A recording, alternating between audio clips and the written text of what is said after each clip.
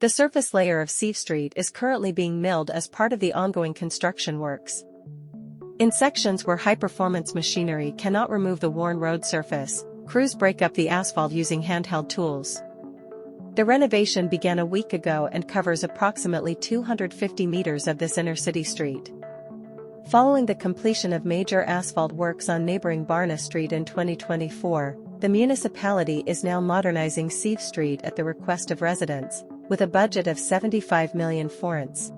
The Boldogfalva Nursery School is located in the area, and parents of children attending the institution also indicated that the condition of the road made renovation timely. Nagyon szeretik ezt az óvodát, hiszen egy nagyon jó módszertannal rendelkező óvodáról beszélünk, és a gyerekek is nagyon szeretnek ide járni. Tehát sokan használják ezt az utat, nagy az átmenő forgalom, ugye irodaházak is működnek, itt van egy gyermekvédelmi intézmény is. Deputy Mayor Diana Széles stressed that every development in the city, big or small, is planned with residents' needs in mind.